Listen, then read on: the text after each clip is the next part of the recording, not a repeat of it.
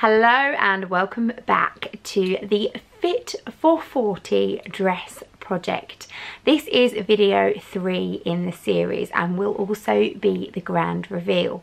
Now, if you haven't been watching my series on how I have been creating myself the perfect dress for my 40th birthday party, then you probably want to stop the video right now and go back and watch part 1, which I will link here. If you've seen part 1, then you want to watch part 2, which I will link also here. So watch them first and then come back and watch this. If you've already seen parts 1 and parts 2, then hello and welcome back. So where had we left off? I'd made the leopard dress. The leopard dress had a seam at the waistline and I wanted to eradicate it for my final dress. So here's what I did. I took my bodice pattern and my skirt pattern and I stuck them together, and I did it as follows. So all I did is cut out the dart completely, like I have done here, brought the two edges together and taped them, and then laid my bodice. I took 5/8 off the bodice, bottom of the bodice, and 5/8 off the top of the skirt, laid them together, taped them together and just joined them. So yeah, it's a bit of a bodge job, but I think it's going to work. I'm going to add 1/2 inch of seam allowance just down this edge, just to give me a little bit more movement, and then when I try it on when it's finished I can always nip it in to make a final decision on exactly what I want that seam allowance to be. So I've taped my pattern down onto some pattern paper so I can add the additional seam allowance down the side that I want, and then I'm going to cut it out again, so I've just got a fresh pattern because it'd be easier to work with. It seemed simple enough, it seemed like it would work, so I thought, okay, let's go for it. Let's use the purple leopard print fabric, let's cut it out, let's make yet another wearable toile. However, I did cut it all out, and then I had a big problem.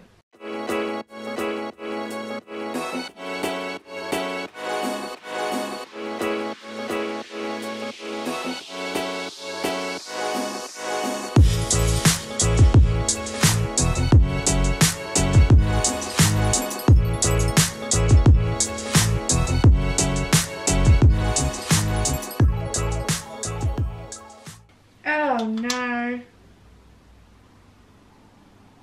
Oh Claire, you idiot, you put the bodice on the wrong bloody way round.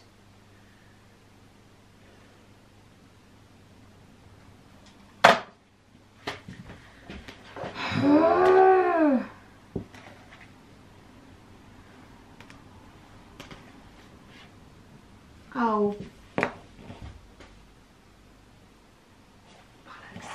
So I couldn't quite understand why my centre back, which is this bit, wasn't straight. I've now realised, here's my centre back of my bodice, here's my centre back of my skirt. When I stuck my bodice to my skirt, I stuck it the wrong way around. And I've now cut into my fabric and I don't have enough to cut another back. So I sliced my pattern piece in half and turned it round, and oh look, it fits a nice straight line. It does mean though that I've also had to do exactly the same with my fabric, and then I'm going to sew my bodice to my skirt. So I'm going to have a seam line at the waist on my back and not on the front, but bearing in mind this is a wearable toile and the idea is to see what the fit's like for the finished garment, I'm not going to get too hung up about it. So the narrowest of narrowest seam allowances, like edge of overlocker jobby, and hopefully these will just go together and be relatively invisible across my back, and any kind of length issues I'll just have to adjust in the hem. It's not too bad despite disasters. I didn't bother lining it because I'm not going to waste good lining fabric on another toile, so I'm just going to put a band on the neckline and the underarms so they look a bit baggy at the moment, but they'll be fine. Obviously I've got my dodgy back line across here because I'm a numpty, but otherwise it's fitting quite nicely. So I'm going to get this finished off but I'm not going to rush to do it. I will come back another day and cut out the real dress and sew the real dress. I don't need to rush to finish this one. The main purpose of this one was to make sure that it worked as an all-in-one garment. And as now that I've switched the bodice and the skirt on the back paper pattern piece, ta-da! It's now right. We've got a nice straight centre back and a nice curved side seam. Lesson learned. So I got round it, as you can see. Got the dress made. Yes, it has a seam along the back, but actually, do you know what? It really doesn't matter. Now, time has since passed. I did leave that dress completely on the hanger. Didn't do anything else with it. Didn't put the bands on the arms, didn't put the bands on the necks, just left it be, because I'd got really cross with myself over being so silly, but also because time was creeping up on me. At this point, it was already about a week into January. I had less than 2 weeks before the party, still hadn't made my proper dress, and was starting to get a bit concerned. I knew that I'd got the fit right. I knew that I would line the final dress, so I didn't need to worry about neckline and armbands. It would all fit really nicely and it would work nicely like the previous 2 bodices that I'd sewn. So I decided to just go for it. I cut out my beautiful fabric, and oh my god, if you've watched our BTHQ banter videos, I will link the relevant one up here. You will see that I was absolutely petrified cutting out the fabric. It was really torturous, but I did it, and the same day I started to sew the dress together, and I was so pleased with it. It just worked perfectly. I was so pleased that I'd made all of those toiles, that I'd got all the fit right, because the end dress is fantastic. I'm not going to give you a twirl here and now. As you can see, I'm in my slobs today. In fact, it's school half term at the moment, so hence why I'm sitting in my lounge. My camera's not even on a tripod. It's balanced on the back of the sofa, but needs must. Instead, I'm just going to move over this way a little bit, and I'm going to put up a picture. So this is me at my 40th birthday party in my dress. As you can see, it looked fabulous. If I do say so myself, I felt absolutely amazing on this night. Knock 'em dead amazing. I had all my hair down and nice. I'd done all my makeup. I had a lovely pair of high heels, and I felt absolutely fantastic. It turned out in the end to be a really glamorous looking dress. I think I was looking for something a bit sexy when I first started doing it. But actually it wasn't too low cut, it wasn't too revealing, and I felt really sophisticated and really glamorous in the dress, which is just perfect really for a 40th birthday party. I'll pop another couple of pictures up here now. These are just me mucking around with some of the balloons and things. But it didn't last all that long, surely. You know, an hour or so of dancing, getting a bit hot and sweaty, I started to look like a hot mess. So there's no more video, no more footage of me actually at the party itself, but we had a really good time. Actually, that's a lie. There's a little bit of footage of me.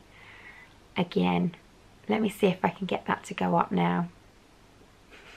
I may have had a bit of a flossing attempt. Now this was before I learnt to floss properly. I can now floss properly, and actually if you watch BTHQ Banter this coming Friday, there may be a sneak peek of me flossing right then and there. So I am dead tough with the dress. It was lovely. It was definitely worth all of those toiles. I wore it again when we went out for dinner in Vegas the other week, and came with me. Again, I meant to get some video footage of me twirling around in the dress.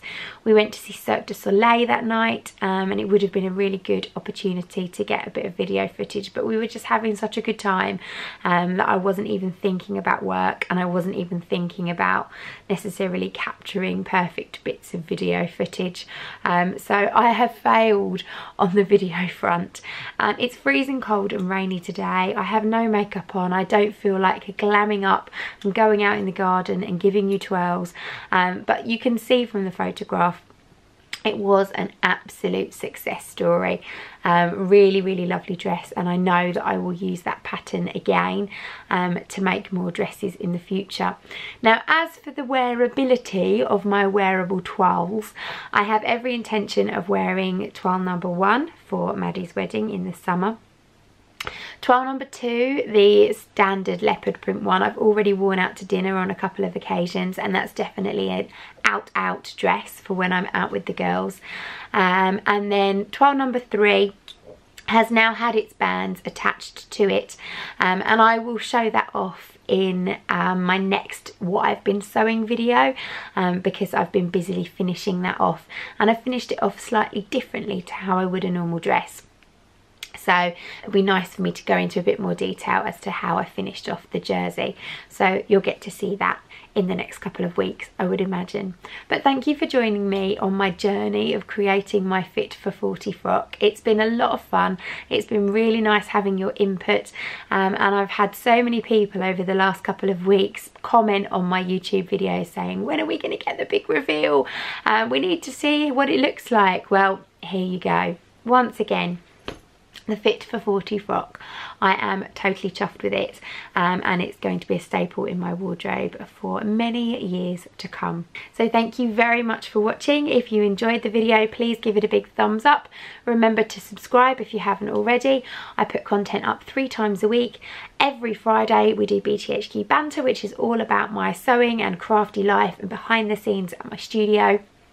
And then the other 2 days of the week, Monday and a Wednesday, we will put some random content up. Sometimes it's crafty, sometimes it's not. So thank you for watching. I will see you all soon. Bye!